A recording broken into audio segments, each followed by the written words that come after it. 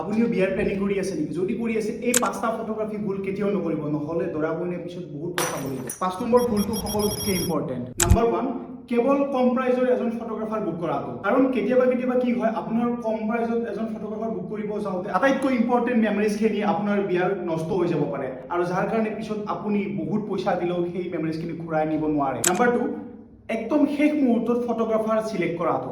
আপুনি কেতিয়াও আপোনাৰ বিয়াত 2-3 দিন 4 দিন আগত ফটোগ্ৰাফাৰ যেন বুক নকৰে। কমচে কম 3-4 মাহ আগত ফটোগ্ৰাফাৰ বুক কৰে, যাৰ কাৰণে আপুনি ফটোগ্ৰাফাৰজনৰ এটা ৰিলেশ্যনশ্বিপ বিল্ড কৰিব পাৰে, কমফৰ্টেবল হ'ব পাৰে, আৰু তেতিয়াহে আপোনাৰ ফটোজখিনি খুব ধুনীয়া আহিব। নাম্বাৰ 3, আগতীয়াকৈ কেনেকুৱা ফটো কি ভিডিঅ' বিচাৰিছে ফটোগ্ৰাফাৰজনৰ লগত ডিছকাছ কৰি লোৱা, যাৰ ফলত আপুনি একদম এণ্ড মোমেণ্টটোত আহি হৰবৰি খাই যাব আৰু আপোনাৰ কামখিনি আপুনি বিচৰা ধৰণে নাপাব। নাম্বাৰ 4, আপুনি বিয়াৰ দিনাখনে সঠিক সময়ৰ গুৰুত্ব নিদিয়াটো। আপুনি যদি টাইমৰ গুৰুত্ব নিদিয়ে তেন্তে আপোনাৰ ফটোজখিনি কেতিয়াও পাৰফেক্ট আপুনি বিচৰা ধৰণে নাহে। নাম্বাৰ 5, আপোনাৰ বিয়াত আপুনি এটা এক্সপিৰিয়েঞ্চ আৰু প্ৰফেচনেল টিম হায়াৰ নকৰাটো, যাৰ কাৰণে আপুনি আপোনাৰ আটাইতকৈ বেষ্ট মেমৰিজখিনি জীৱনৰ বিয়াখন আপোনাৰ গোটেই মেমৰিজখিনি বেয়া হৈ যাব পাৰে, আৰু যাৰ কাৰণে আপুনি বহুত বেছি পস্তাব লগা হ'ব পাৰে, আৰু পস্তালেও আপোনাৰ হাতত সেই বিয়াৰ দিনটো ঘূৰাই আনিব পৰা অপশ্যন নাথাকিব। এই সৰু ভুলবোৰ আপোনালোকৰ ফটোগ্ৰাফী বুকিঙৰ ক্ষেত্ৰত নকৰে, আৰু এনেকুৱা সৰু টিপছ জানিবৰ বাবে আমাৰ টিম হিট